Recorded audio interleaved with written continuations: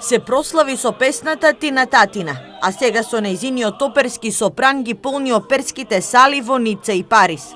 Доволно е само една реченица, за да биде јасно дека станува збор за познатата оперска дива со штипско потекло Елена Голомеова. Патот до успехот е тежок, но во големиот багаж што треба да се понесе со себе потребно е само упорност и макотрпна работа, вели оперската дива која деновиве простојува во својот град. Упорноста, работата, друго навистина не знам што би можела да препорачам ете така на млади средношколци кои што би сакале да отидат да се школуваат најпрвин во универзитетите во Франција, па или во Европа воопшто, или пак би сакале да заминат и да започнат ете така некој почеток на кариера во оперската уметност. Навистина треба да се биде упорен, да се работи и да се верува пред се во себе. Голомеова во Франција живее 18 години. Средно музичко училиште завршува во Штип и Скопје, а потоа во Ница завршила студии по соло пеење. Магистрира во Париз. Како едно од незаборавните искуства, со гордост го споменува настапот со Жерар Депардје во филмот за животот на Рахманинов.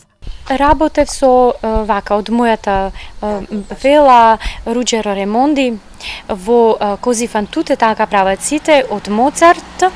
Тој баритон е светски познат со италијанско потекло. Потоа работев со Жан-Филип Лафон, французин, исто така светски познат пак баритон.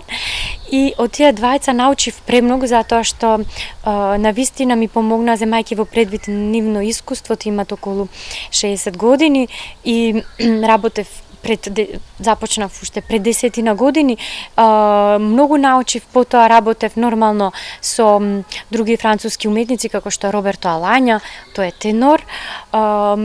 Исто така имав можност да учам, пошто знаете кога сте помлад уметник во однос на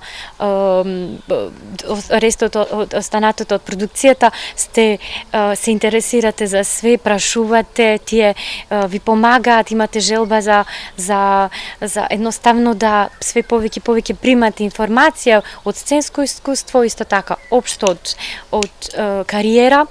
Потоа исто работев во филмска продукција со Жерар Депардје, во филм каде што пеев вокализа од Рахманинов. Голомеова, која е успешен амбасадор на својата држава, вели дека секојаш со задоволство би се вратила во Македонија, за да го презентира искуството стекнато во Европа.